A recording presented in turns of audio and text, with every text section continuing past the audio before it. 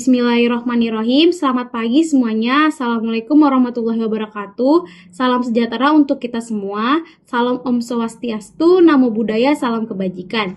Yang kami hormati Ibu Silvi selaku dosen mata kuliah akuntansi menengah dan teman-teman saya sekalian. Izinkan saya memperkenalkan anggota kelompok saya. Yang pertama ada Arkianti Anindita dengan NIM 2021 766, ada Alexandra Renantera Bella dengan NIM 2021 771, ada saya sendiri sama Vira dengan NIM 2021 774. Selanjutnya ada Gabriela Faitna Joan dengan NIM 2021 70124, dan yang terakhir ada Andita Aviana dengan NIM 2021 70126. Kami dari kelompok 4 akan mempresentasikan materi PSAK 16 Standar Akuntansi Keuangan, yaitu materi aset tetap. Materi pertama akan disampaikan oleh Gabriela. Perbedaan antara PSAK 16 revisi 2011 dengan PSAK 16 revisi 2007 sama dengan aset tetap. Yang pertama itu ada pengecualian terhadap ruang lingkup. Nah, pada PSAK 16 revisi 2011 menambahkan pengecualian ruang lingkup untuk yang pertama itu aset yang diklasifikasikan sebagai dimiliki untuk dijual sesuai dengan PSAK 58. Yang kedua itu pengakuan dan pengukuran aset eksplorasi dan evaluasi. Sedangkan di PSAK 16 revisi 2007 itu hanya mengatur mengenai pengecualian ruang lingkup untuk hak penambangan dan reservasi tambang seperti minyak, gas alam, dan sumber daya alam sejenis yang tidak dapat diperbaharui. Yang kedua itu adalah ruang lingkup. Yang ruang lingkupnya itu yang di PSAK 16 revisi 2011 itu tidak mengatur lagi mengenai properti investasi yang dibangun atau dikembangkan. Untuk yang PSAK 16 revisi 2007 itu ruang lingkup mencakup properti yang dibangun atau dikembangkan untuk digunakan di masa depan sebagai properti investasi. Untuk perihal yang selanjutnya itu ada hibah pemerintah.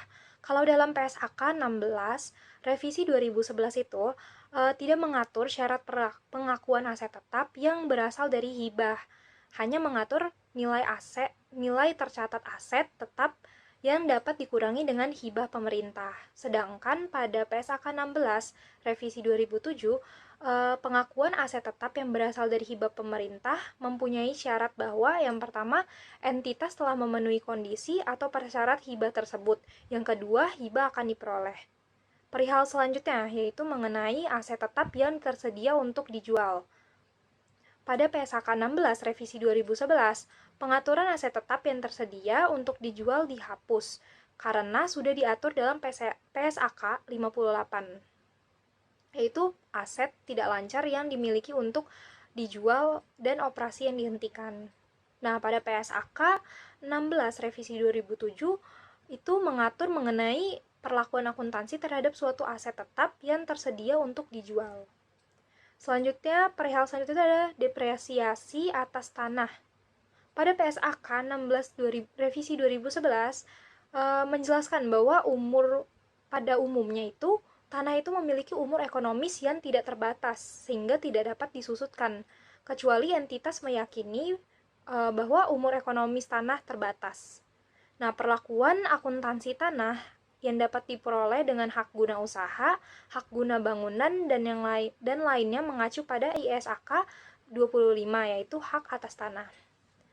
Pada PSAK 16 revisi 2007 itu perlakuan akuntansi untuk tanah yang diperoleh dengan hak guna usaha, hak guna bangunan, dan lainnya mengacu pada PSAK 47, yaitu mengenai tanah.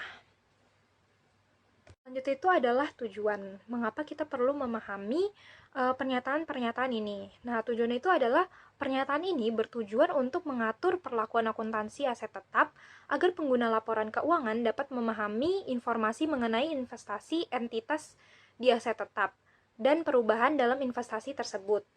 Isu utama dalam akuntansi aset tetap adalah pengakuan aset, penentuan jumlah tercatat, pembebanan penyusutan, dan rugi penurunan nilai atas aset tetap. Selanjutnya kita akan membahas mengenai ruang lingkup. Nah, ruang lingkupnya itu pernyataan ini diterapkan dalam akuntansi aset tetap kecuali pernyataan lain yang mensyaratkan atau mengizinkan perlakuan akuntansi yang berbeda. Pernyataan ini tidak diterapkan untuk yang pertama itu ada aset tetap yang diklasifikasikan sebagai dimiliki untuk dijual sesuai dengan PSAK 58. Yang kedua itu ada pengakuan dan pengukuran aset eksplorasi dan evaluasi. Yang ketiga itu ada penambangan, hak penambangan dan cadangan mineral dari minyak, gas alam, dan sumber daya yang tidak terbaharui lainnya. Namun demikian, pernyataan ini tuh berlaku untuk aset tetap yang digunakan untuk mengembangkan atau memelihara aset yang dijelaskan dalam poin kedua dan poin ketiga. Untuk pernyataan lain bisa saja mensyaratkan pengakuan aset tetap berdasarkan pendekatan yang berbeda dari pernyataan ini. Misalnya, PSAK 30 yang revisi 2011 sewa mensyaratkan suatu entitas untuk mengevaluasi pengakuan aset tetap sewaan atas dasar pemindahan resiko dan imbalan. Namun demikian, dalam aspek perlakuan akuntansi tertentu lainnya untuk dijual aset tersebut, termasuk penyusutan diatur oleh pernyataan ini. Selanjutnya, kita akan membahas mengenai definisi-definisi yang akan ada pada pernyataan-pernyataan yang akan dipaparkan nantinya. Yang pertama itu definisi dari aset tetap. Aset tetap merupakan aset berwujud yang dimiliki untuk digunakan dalam proses produksi atau penyediaan barang atau jasa untuk direntalkan kepada pihak lain atau untuk tujuan administratif. Nah, dan diharapkan untuk digunakan selama lebih dari satu periode. Yang kedua itu ada pengertian dari biaya perolehan. Biaya perolehan adalah jumlah kas atau setara kas yang dibayarkan atau nilai wajar dari imbalan lain yang diserahkan untuk memperoleh suatu aset pada saat perolehan atau konstruksi lainnya. Atau juga jika dapat diterapkan jumlah yang diatribusikan ke aset pada saat pertama kali diakui sesuai dengan persyaratan tertentu dalam PSAK lain. Misalnya itu pada PSAK 53 revisi 2010, yaitu pembayaran berbasis saham. Yang ketiga itu ada pengertian dari jumlah tercatat. Jumlah tercatat adalah nilai aset yang diakui setelah dikurangi akumulasi penyusutan dan akumulasi rugi penurunan nilai. Yang keempat itu ada pengertian dari jumlah terpulihkan. Jumlah terpulihkan adalah jumlah yang lebih tinggi antara nilai wajar dikurangi dengan biaya untuk menjual dan nilai pakainya. Untuk pengertian selanjutnya itu adalah jumlah tersusutkan. Jumlah tersusutkan adalah biaya perolehan aset atau jumlah lain yang merupakan pengganti biaya perolehan dikurangi dengan nilai residunya. Nah, selanjutnya ada pengertian dari nilai spesifik entitas. Nilai spesifik entitas adalah nilai kini dari arus kas entitas yang diharapkan timbul dari penggunaan aset secara berkelanjutan dan dari pelepasan aset tersebut pada akhir umur manfaat atau yang diharapkan saat penyelesaian liabilitas. Selanjutnya ada pengertian dari nilai residu aset. Nilai residu aset adalah jumlah estimasian yang dapat diperoleh entitas saat ini dari pelepasan aset setelah dikurangi estimasi biaya pelepasan. Nah, jika aset telah mencapai umur dan kondisi yang diharapkan pada akhir umur manfaatnya. Selanjutnya ada nilai wajar atau fair value. Fair value itu merupakan jumlah yang dipakai untuk mempertukarkan suatu aset antara pihak-pihak yang berkeinginan dan memiliki pengetahuan yang memadai dalam suatu transaksi dengan wajar.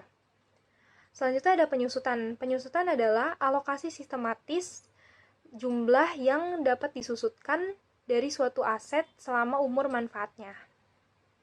Selanjutnya ada rugi penurunan nilai. Itu merupakan suatu jumlah yang merupakan selisih lebih jumlah tercatat suatu aset atas jumlah terpulihkan. Selanjutnya pengertian dari umur manfaat. Umur manfaat itu adalah yang pertama periode suatu aset yang diharapkan dapat digunakan oleh entitas atau jumlah produksi atau unit serupa yang diharapkan akan diperoleh dari suatu aset oleh entitas. Selanjutnya saya akan menjelaskan tentang pengakuan.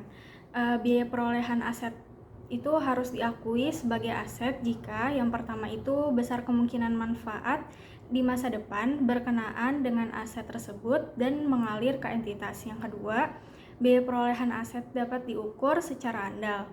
Kemudian tidak membedakan kriteria pengakuan pada saat pengakuan awal dan untuk biaya setelah perolehan awal. Kemudian di sini ada suku cadang dan peralatan siap pakai termasuk aset tetap jika yang pertama itu digunakan lebih dari satu periode, yang kedua hanya digunakan untuk aset tertentu, dan yang ketiga komponen yang diganti tidak diakui. Jadi suku cadang dan peralatan pemeliharaan atau service equipment ini biasanya dicatat sebagai persediaan dan diakui dalam laba rugi pada saat dikonsumsi. Namun suku cadang utama dan peralatan siap pakai ini akan memenuhi kriteria aset tetap jika entitas memperkirakan akan menggunakan aset tersebut selama lebih dari satu periode. Sama halnya jika suku cadang dan peralatan pemeliharaan yang hanya bisa digunakan untuk satu aset tertentu, hal ini juga dicatat sebagai aset tetap. Poin yang kedua itu unit ukuran dalam pengakuan kondisi entitas, kriteria agregasi atau individual. Yang pertama itu mempengaruhi nilai aset, yang kedua mempengaruhi biaya depresiasi atau biaya operasi. Jadi diperlukan pertimbangan dalam penerapan kriteria pengakuan yang sesuai dengan kondisi tertentu. Pertimbangan tersebut tetap terhadap agregasi unit-unit yang secara individual tidak signifikan seperti cetakan dan perkakas, kemudian menerapkan kriteria atas nilai agregat tertentu. Poin yang ketiga itu evaluasi prinsip pengakuan. Yang pertama, biaya awal memperoleh aset dan biaya selanjutnya untuk menambah, mengganti, serta memperbaiki. Jadi, entitas itu harus mengevaluasi berdasarkan prinsip pengakuan ini terhadap biaya-biaya tersebut, termasuk biaya awal untuk memperoleh dan mengkonstruksi aset tetap, dan biaya-biaya selanjutnya timbul untuk menambah, mengganti, atau memperbaiki. Selanjutnya, biaya perolehan. Dalam PSAK 16 paragraf 11 sampai 14, di sini dijelaskan bahwa biaya perolehan dan biaya selanjutnya antara lain sebagai berikut. Yang pertama itu mengenai biaya perolehan. Aset tetap dapat diperoleh untuk alasan keamanan atau lingkungan. Nah, perolehan aset tetap tersebut meskipun tidak secara langsung meningkat manfaat ekonomi masa depan dari aset tetap tertentu yang ada, mungkin diperlukan bagi entitas untuk memperoleh manfaat ekonomi masa depan dari aset lain. Suatu aset tetap yang memenuhi kualifikasi untuk diakui sebagai aset pada awalnya harus diukur sebagai biaya perolehan. Nah, biaya perolehan aset tetap itu meliputi harga perolehannya, termasuk biaya impor dan pajak pembelian yang tidak dapat dikreditkan setelah dikurangi diskon dan potongan lain. Nah, biaya perolehan aset tetap ini meliputi yang pertama itu ada harga perolehannya, termasuk biaya impor dan pajak pembelian yang tidak dapat dikreditkan setelah dikurangi diskon dan potongan lain. Yang kedua itu setiap biaya yang dapat didistribusikan secara langsung untuk membawa aset ke lokasi dan kondisi yang diinginkan agar aset tersebut siap digunakan sesuai intensi manajemen. Yang ketiga itu estimasi biaya awal pembongkaran dan pemindahan aset tetap dan restorasi lokasi aset tetap. Kewajiban tersebut timbul ketika aset tetap diperoleh atau sebagai konsekuensi penggunaan aset tetap selama periode tertentu untuk tujuan selain untuk memproduksi persediaan selama periode tersebut. Berikut ada contoh-contoh mengenai biaya yang bukan merupai biaya perolehan aset tetap. Yang pertama itu biaya pembukaan fasilitas baru, biaya pengenalan produk baru, biaya penyelenggaraan bisnis dan lokasi baru atau kelompok pelanggan baru, serta biaya administrasi dan biaya overhead umum. Selanjutnya ada biaya setelah perolehan. Yang pertama itu biaya pemeliharaan dan biaya perbaikan. Hal ini diakui beban di laporan laba rugi periode berjalan. Jadi sesuai dengan prinsip pengakuan dalam paragraf 7, entitas tidak boleh mengakui biaya perawatan sehari-hari aset tetap sebagai bagian dari aset bersangkutan. Nah, biaya-biaya ini diakui dalam laba rugi saat terjadinya dan biaya perawatan sehari-hari ini terutama terdiri atas biaya tenaga kerja dan bahan habis pakai termasuk di dalamnya suku cadang kecil. Pengeluaran-pengeluaran untuk hal ini sering disebut sebagai biaya pemeliharaan dan perbaikan aset tetap. Bagian-bagian tertentu aset tetap mungkin perlu diganti secara periodik. Contohnya itu tungku pembakaran itu perlu diganti lapisannya setelah digunakan sekian jam. Demikian juga misalnya interior pesawat terbang seperti tempat duduknya atau dapurnya perlu diperbaiki beberapa kali sepanjang umur pesawat tersebut. Kemudian penggantian aset menambah aset jika mempengaruhi kriteria aset tetap dan komponen yang diganti tidak lagi dicatat sebagai aset. Kemudian inspeksi yang signifikan ini diakui dalam jumlah tercatat aset jika memenuhi kriteria aset tetap dan nilai inspeksi terdahulu atau dibedakan dari fisik kemudian dihentikan pencatatannya. Dalam setiap inspeksi yang signifikan itu, biaya inspeksi ini diakui dalam jumlah tercatat aset tetap sebagai suatu penggantian apabila memenuhi kriteria pengakuan. Nah, sisa jumlah tercatat dari biaya inspeksi yang terdahulu ini, jika ada yang dibedakan dari komponen fisiknya, itu dihentikan pengakuannya. Hal ini terjadi terlepas apakah biaya inspeksi terdahulu itu teridentifikasi dalam transaksi perolehan atau konstruksi aset tetap tersebut.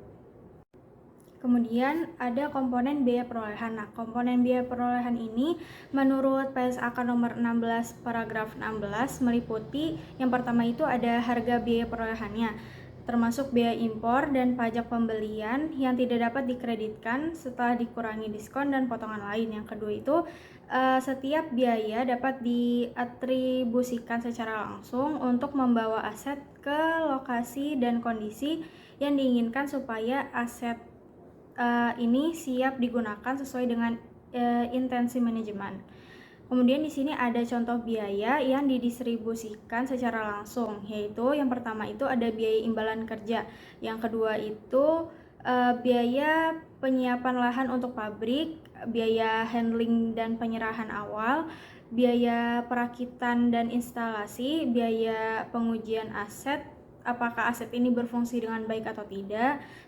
Kemudian yang terakhir itu ada biaya komisi profesional, yang kemudian itu entitas menerapkan pada PSAK 14 revisi 2008 persediaan terhadap biaya-biaya yang terkait dengan kewajiban untuk membongkar, memindahkan, serta merestorasi lokasi aset yang terjadi dalam suatu periode tertentu sebagai akibat dari pemakaian aset tersebut untuk menghasilkan persediaan selama periode tersebut. Kemudian di sini ada contoh-contoh biaya yang bukan merupakan biaya perolehan aset tetap, yaitu biaya pembukaan fasilitas baru, biaya pengenalan produk baru, kemudian ada biaya penyelenggaraan bisnis di lokasi baru atau kelompok baru, dan yang terakhir ada administrasi dan biaya overhead umum lainnya. Materi selanjutnya adalah pengukuran biaya perolehan. Ada 6 pengukuran biaya perolehan. Yang pertama itu diskon. Diskon harus dikurangkan dari harga perolehan aset. Yang kedua itu pembayaran ditangguhkan. Aset yang dibeli dengan pembayaran ditangguhkan dinilai setara dengan nilai tunainya. Perbedaan nilai tunai dengan pembayaran diakui sebagai beban bunga. Yang ketiga, pertukaran aset. Pertukaran aset itu menggunakan nilai wajar kecuali tidak ada substansi ekonomi atau tidak ada nilai wajar yang andal. Yang keempat, pembelian dengan lump sum. Dialokasikan nilai total biaya perolehan ke masing-masing aset dengan dasar nilai wajar aset jika asetnya diklasikan atau memiliki masa manfaat berbeda. Yang kelima itu penerbitan saham menggunakan dasar nilai wajar dari saham sebagai indikator nilai wajar aset jika nilai saham dapat diandalkan. Mana yang lebih andal antara nilai wajar saham atau nilai aset? Jika keduanya andal, maka nilai wajar aset yang diserahkan digunakan untuk mengukur aset yang diterima. Yang terakhir, hibah pemerintah. Tidak boleh diakui sampai diperoleh keyakinan bahwa entitas memenuhi persyaratan dan hibah akan diperoleh. Next, materi pengukuran setelah pengakuan awal. Model biaya adalah setelah diakui sebagai aset tetap, dicatat sebagai biaya perolehan, dikurangi akumulasi penyusutan dan akumulasi rugi rugi penurunan nilai aset. Selanjutnya, model revaluasi adalah setelah diakui sebagai aset tetap yang nilai wajarnya dapat diukur secara andal harus dicatat pada jumlah revaluasian, yaitu nilai wajar pada tanggal revaluasi dikurangi akumulasi penyusutan dan akumulasi rugi penurunan nilai yang terjadi setelah tanggal revaluasi.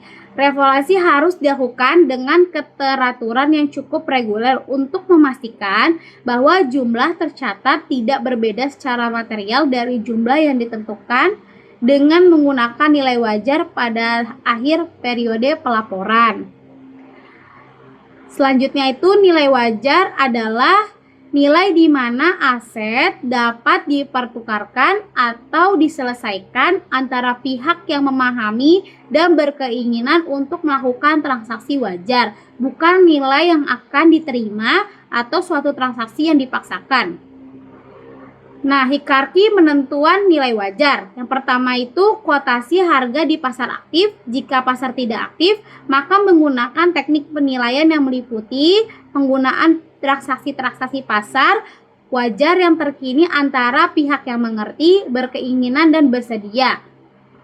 Selanjutnya itu referensi antara nilai wajar terkini dari instrumen lain yang secara substansialnya sama.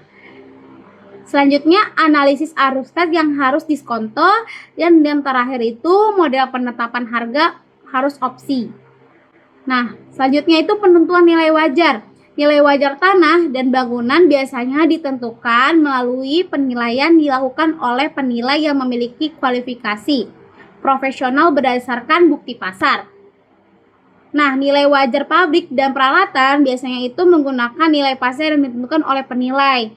Nah, jika tidak ada pasar dapat dijadikan dasar penentuan nilai wajar karena sifat dari aset tetap yang khusus dan jarang diperjualbelikan kecuali sebagai bagian dari bisnis yang berkelanjutan, maka entitas mungkin perlu mengestimasi nilai wajar menggunakan pendekatan penghasilan atau biaya pengganti yang telah disusutkan. Revaluasi secara tahunan. Revaluasi tahunan seperti itu tidak perlu dilakukan apabila perubahan nilai wajar tidak signifikan. Namun demikian, aset tersebut mungkin perlu direvaluasi setiap 3 atau 5 tahun sekali. Jika suatu aset tetap direvaluasi, maka akumulasi penyusutan pada tanggal revaluasi diperlukan dengan salah satu cara berikut ini. Yang pertama itu, disajikan kembali secara profesional dengan perubahan dalam jumlah tercatat bruto aset, sehingga jumlah tercatat aset setelah revaluasi sama dengan jumlah revaluasinya. Metode ini sering digunakan apabila direvaluasi dengan cara memberi indeks untuk menentukan biaya pengganti yang telah disusutkan. Yang kedua itu dengan cara dieliminasi terhadap jumlah tercatat bruto aset dan jumlah tercatat nato. Setelah eliminasi disajikan kembali sebesar jumlah revaluasian dari aset tersebut. Metode ini sering digunakan untuk bangunan.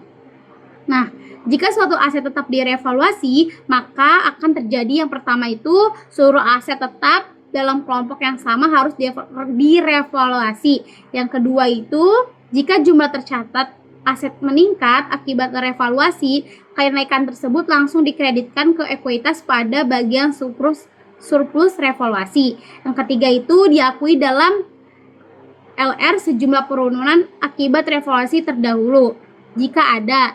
Yang keempat itu jika jumlah tercatat aset menurut akibat revaluasi, penurunan tersebut diakui dalam laporan laba rugi. Yang terakhir itu di debit akuitas sejumlah saldo kredit surplus revaluasi jika ada. Penyusutan. Setiap bagian dari aset tetap yang memiliki biaya perolehan cukup signifikan terhadap total biaya perolehan, seluruh aset harus disusutkan secara terpisah. Yang pertama ada entitas mengalokasikan jumlah pengakuan awal aset tetap yang signifikan dan menyusutkan secara terpisah setiap bagian tersebut. Misalnya itu ada menyusutkan secara terpisah antara badan pesawat dan mesin pesawat.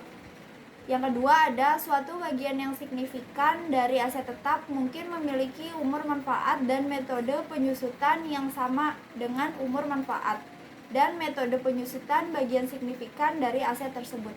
Yang ketiga ada sepanjang entitas menyusutkan secara terpisah beberapa bagian dari aset tetap, maka entitas juga menyusutkan secara terpisah bagian yang tersisa. Yang keempat ada entitas dapat juga memilih untuk menyusutkan secara terpisah bagian dari aset yang biaya perolehannya tidak signifikan terhadap total biaya perolehan aset tersebut. Yang kelima ada beban penyusutan untuk setiap periode harus diakui dalam laba rugi, kecuali jika beban tersebut dimasukkan dalam jumlah tercatat aset lainnya. Yang keenam ada beban penyusutan untuk setiap periode biasanya diakui dalam laba rugi, namun manfaat ekonomik di masa depan dari suatu aset adalah untuk menghasilkan aset lainnya. Selanjutnya ada jumlah tersusutkan dan periode penyusutan. Yang pertama adalah jumlah tersusutkan dari suatu aset dialokasikan secara sistematis. Yang kedua ada nilai residu dan umur manfaat setiap aset tetap direview minimum setiap akhir tahun buku, dan apabila terjadi hasil review berbeda dengan estimasi sebelumnya, maka perbedaan tersebut diperlukan sebagai perubahan estimasi akuntansi sesuai dengan PSAK nomor 25 review 2009. Yang ketiga ada penyusutan diakui walaupun nilai wajar aset melebihi jumlah tercatatnya, sepanjang nilai residu aset tidak melebihi jumlah tercatatnya. Yang keempat ada jumlah tersusutkan suatu aset ditentukan setelah mengurangi nilai residualnya. Yang kelima ada nilai residu aset dapat meningkat ke suatu jumlah yang setara atau lebih besar dari jumlah tercatatnya. Yang keenam ada penyusutan aset dimulai pada saat aset tersebut siap untuk digunakan. Manfaat ekonomi masa depan melekat pada aset yang dikonsumsi oleh entitas terutama melalui penggunaan aset itu sendiri. Seluruh faktor berikut ini diperhitungkan dalam menentukan umur manfaat dari setiap aset, yaitu ada yang pertama ada ekspektasi daya pakai aset, yang kedua ada ekspektasi tingkat keusangan fisik, yang ketiga ada keusangan teknis dan keusangan komersial, yang keempat ada pembatasan penggunaan aset. Selanjutnya ada umur manfaat aset ditentukan berdasarkan penggunaan yang diharapkan oleh entitas. Tanah dan bangunan merupakan aset yang dapat dipisahkan dan harus dicatat terpisah meskipun keduanya diperoleh sekaligus. Jika biaya perolehan tanah yang di dalamnya termasuk biaya membongkar, memindahkan, dan memugar, dan manfaat yang diperoleh dari pembongkaran, pemindahan, dan pemugaran tersebut terbatas, maka biaya tersebut harus disusutkan selama periode manfaat yang diperoleh. Selanjutnya ada metode penyusutan. Yang pertama, metode penyusutan yang digunakan mencerminkan ekspektasi pola konsumsi manfaat ekonomik masa depan dari aset oleh entitas. Yang kedua, ada berbagai metode penyusutan dapat digunakan untuk mengalokasikan jumlah yang disusutkan secara sistematis dari suatu aset selama umur manfaatnya. Selanjutnya ada penurunan nilai. Dalam menentukan apakah suatu aset tetap mengalami penurunan nilai, entitas menerapkan PSAK nomor 48 revisi 2009 yaitu penurunan nilai aset. Pernyataan tersebut menjelaskan bagaimana entitas mereview jumlah tercatat asetnya, bagaimana menentukan jumlah terpulihkan dari aset, dan kapan mengakui atau membalik rugi penurunan nilai. Materi yang selanjutnya di sini akan dijelaskan oleh saya sendiri, Alexandra Rayantara Bella dengan NIM 2021-771. Di sini ada kompensasi untuk penurunan nilai. Kompensasi dari pihak ketiga untuk aset tetap yang mengalami penurunan nilai, hilang, atau dihentikan, dimasukkan dalam laba rugi pada saat kompensasi diakui menjadi piutang. Penurunan nilai atau kerugian aset tetap adalah peristiwa ekonomi yang dicatat secara terpisah dengan ketentuan sebagai berikut. Yang pertama, penurunan nilai aset yang diakui. Yang kedua, penghentian pengakuan aset tetap. Yang ketiga, kompensasi dari pihak ketiga untuk pengakuan aset tetap yang mengalami penurunan nilai. Yang keempat, biaya perolehan aset tetap yang diperbaiki, dibeli, atau dikonstruksi. Yang selanjutnya adalah penghentian pengakuan. Jumlah tercatat aset tetap dihentikan pengakuannya pada saat yang pertama dilepas atau yang kedua ketika tidak terdapat lagi manfaat ekonomi masa depan yang diharapkan dari penggunaan atau pelepasannya. Keuntungan atau kerugian yang timbul dari penghentian pengakuan aset tetap dimasukkan dalam laba rugi pada saat aset tersebut dihentikan pengakuannya, kecuali sewa mengharuskan perlakuan yang berbeda dalam hal transaksi jual dan sewa balik. Keuntungan tidak boleh diklasifikasikan sebagai pendapatan. Namun, entitas yang aktivitas normal rutinnya adalah menjual aset yang sebelumnya disewakan, maka entitas mentransfer aset tetap tersebut menjadi persediaan sesuai nilai tercatat ketika aset tidak lagi disewakan dan menjadi aset dimiliki untuk dijual. Imbalan dari penjualan aset tersebut diakui sebagai pendapatan. Aset tidak lancar yang dimiliki untuk dijual dan operasi yang dihentikan tidak diterapkan ketika aset yang dimiliki untuk dijual dalam keadaan bisnis normal dipindahkan ke persediaan.